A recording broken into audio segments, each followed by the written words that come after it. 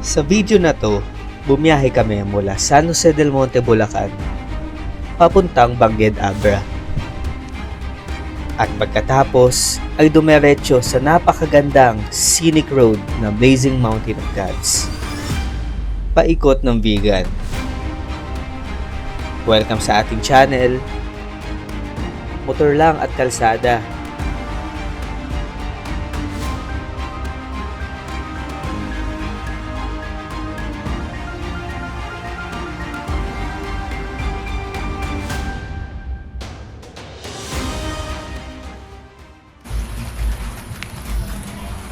Yan o.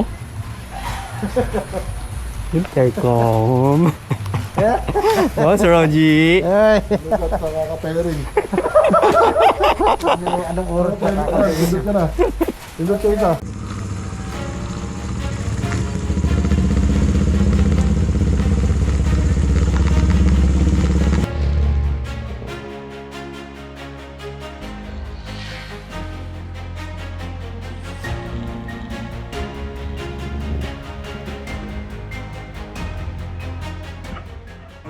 Hi guys, so oras natin 1:28. Nandito tayo ngayon sa May Gapan 7-Eleven stopover. Yeah. Wala pa ang naman doon. Galing pang Stopover, kape-kape muna. Mga basang... Our lucky day. It's our lucky day. Basang-basa ang pantalon. Plastic po. Kamusta ang ating joyride? Tuloy din. Naka-joyride na ano to eh.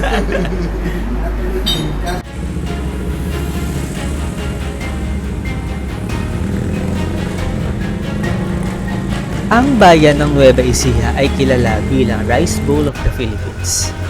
May malalawak na palayan at masasaganang ani. May mga makasaysayang lugar, magagandang tanawin, at masasarap na lokal na pagkain. Mula sa kabundukan ng Pantabangan hanggang sa masiglang bayan ng Cabanatuan, puno ang Nueva Ecija ng kwento at kultura.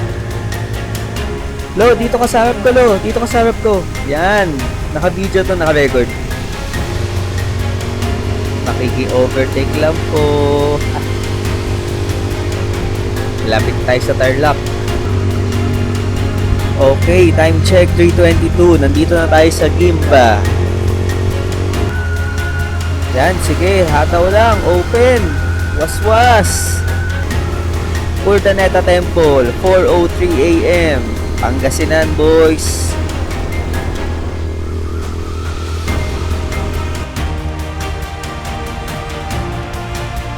Ang probinsya ng La Union ay binubuo ng 12 bayan at isang lungsod. Mula sa timog, nagsisimula ito sa Rosario. Kasunod ang Santo Tomas, Agoo, na kung saan matatagpuan ang sikat na simbahan ng Minor Basilica and Diocesan Shrine of Our Lady of Charity.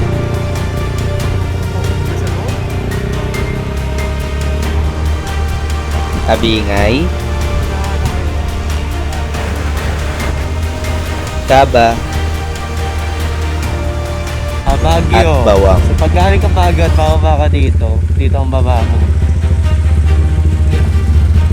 Sa gitna ng probinsya, matatagpuan ang lungsod ng San Fernando, ang kabisera ng La Union.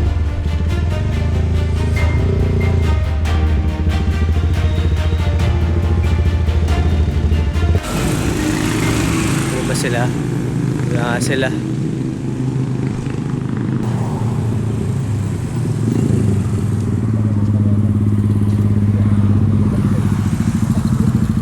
Nagpalit na pala kayo? Dito pre, isang ano na lang tayo. Isang slot. Usog mo pa dito para dun sila sa dulo. Pre, isang slot na lang tayo. Dito na lang. Dito mo na sa likod. Dito ka sa likod. Isang slot na lang tayo. Para may ano pa yung mga sasakyan.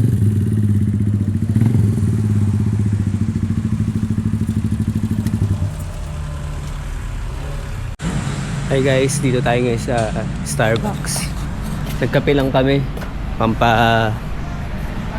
Pangpatanggal ng antok. Thank you. Ito, mga Topa Pits. Mga Topa Pits. Si Well. Nalamig daw siya eh. Yung straight niya pa yung ano eh. Oo. Kamusta ang first long ride mo, papi? Ito, sabi nga ni parang hero, baka maiyak daw ako. Nagsisisi ka ba? Nagsisisi ka? Hindi ah, sarap nga eh. Inantok ka. Medyo lang. Nitong yung papunta na yung gabi. Ang gabi, oo. Mas parang ka. Lo, Paano na? gusto first long ride mo, Lo? Ano, wala pa sa destination, masaya na. Inaantok ka? Hindi. Hindi naman. Masaya eh. Nagsisisi ka. Hindi. Ano yun? First time ko magkaroon ng ano eh, intercom eh. Tapos ang saya sa feeling eh. Ang gulo namin eh. Medyo ano pa, partida ano pa kami nun. Ano yun, maggulo-gulo pa. Oo, nagkagulo-gulo pa kami sa intercom. Pero kung ano kami, stable yung connection namin, wala na. Maraming istorya, maraming ganap na agad. Wala pa kami dun sa destination namin eh. Masaya. Masaya kahit Wala pa. Hindi na mag-connect. Hayop dyan. Boss Oji, kamusta ang long ride Okay lang, na? kahit may problema ngayon. Masaya kahit namin. Yun lang. Ito yung mga helmet namin. Nakapila dito. Maya siguro babounce kami, pahinga lang muna, tapos tamang kape lang kung pagising. So sabi sa Google Maps, 3 hours pa daw mula dito sa may Starbucks, San Fernando, La Union, papunta ng Abra, Bangged Abra. So tansyado ko niya mga 4 hours pa siguro, kasi syempre may stopover pa, kakain pa kami.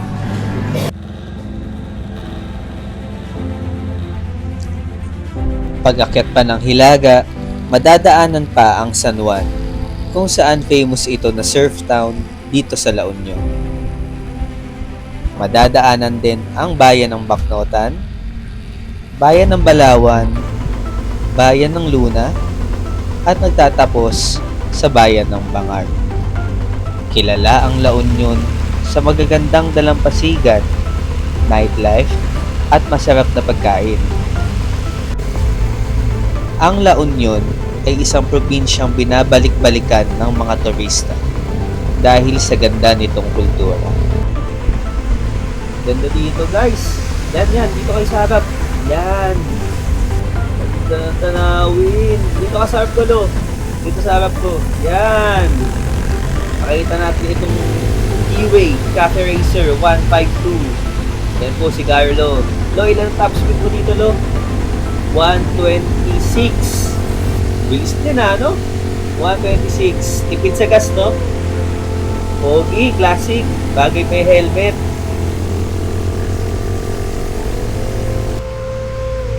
Dito tayo kay Boss Roji. Boss Roji! Yun, kaway dyan. Kaway naman. Yun! Sniper 155. Ataw din to eh. Top speed ata na ito, 130, no? Ganda dito sa tulay na to. Yun, pakita ko nga kayo. Nabulin ko to. Nice one. Aerox P3. Si Jake at si Roel. Takasan. Yun, okay guys. Pagas muna tayo dito sa Sea Oil. Tapos mamaya, pahinga tayo dun sa may RV ng Ilocos Road.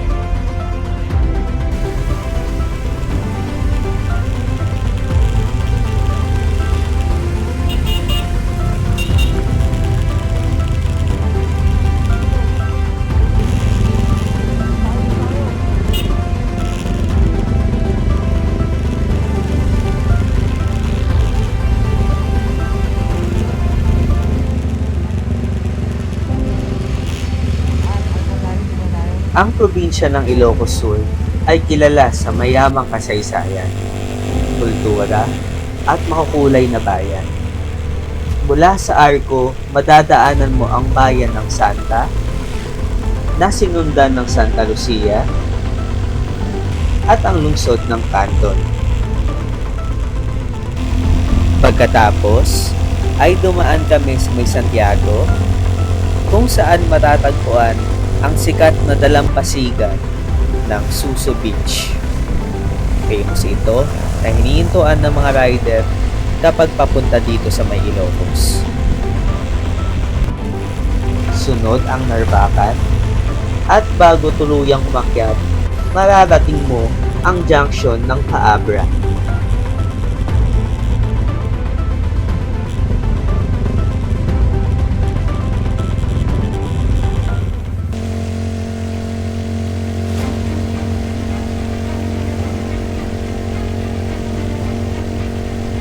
Ang probinsya ng Abra ay matatagpuan sa hilagang bahagi ng Luzon.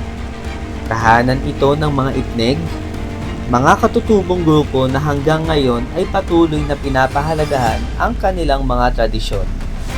Makikita sa Abra ang malawak na kabundukan, ilog, at mahabang kalsada na nagbibigay ng kakaibang ganda dito sa probinsya. Isa sa mga sikat na tourist spot dito ay ang Caparcan Falls, na kilala bilang limestone waterfall terraces. Sa kabuuan, ang Abra ay isang simpleng probinsya pero puno ng kwento.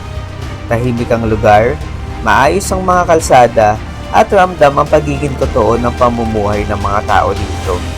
Isang probinsyang hindi kailangan ipagmalaki na sobra dahil sa taglay nitong yaman ng kultura.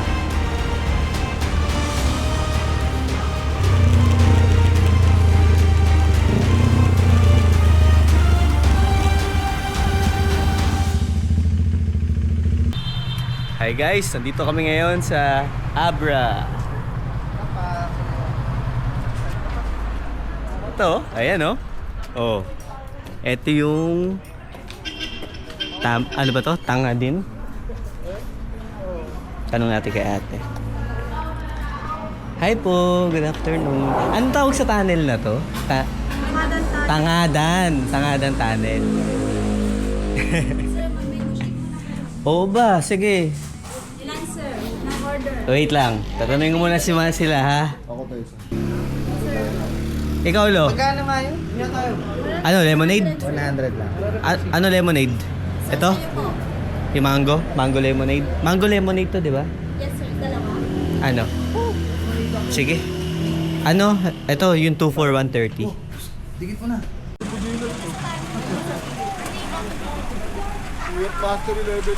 Kamusta? Eto. Teka lang pre, yung force ko dyan, close na ba? Hindi. Wide to eh. Hindi na makita. Pogi ka dito. Kaya nga. Pagod? Pagod? Hindi naman. Ngalay lang yung puwet. Kalay lang yung puwet. Boss, suko ka na? Di pa laban tayo. Di pa laban. Masahin na tayo pre, malapit na tayo. Yun! Nagtatanong na eh. Balita. Kaya pa. Kaya pa? Isang ikot pa. Kamusta? Saya, ang saya. Kita niyo yung tanawin? Tuyo na. Kami rin eh. Kami din, yung mga brief namin pa sa kanina, tuyo na ngayon. Andito tayo ngayon sa... Ayun sila ma'am oh. Ay, sorry po. Hello po, yes po. Welcome to Abra. Taga saan po kayo? Taga Bulacan po. Ay, taga Bulacan tong mga kasama natin. Ah, talaga? San Jose po kami. San Jose del Monte. Bulacan, ano yan? San Jose del Monte. Yes.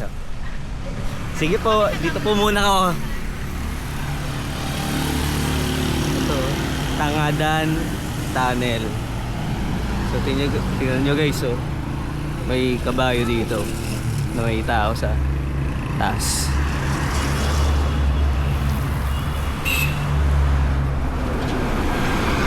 Uy, tayo sa kabila. Mamaya bomba tayo dyan. Bomba tayo dyan mamaya sa ano, sa tunnel. Yun, no? ang kabayo. Sige nga, kapit nga tayo. Yeah.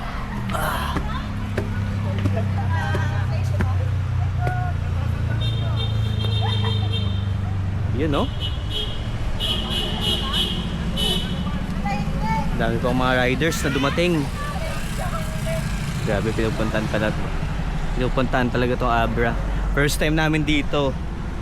Kompleto na namin yung mga provinces sa Luzon. Ito na lang ang kulang, tong Abra. Ay, sa wakas na-unlock din, guys. Grabe yung worth it yung pagod dito pala sa tunnel. Ano pa kaya kung doon na?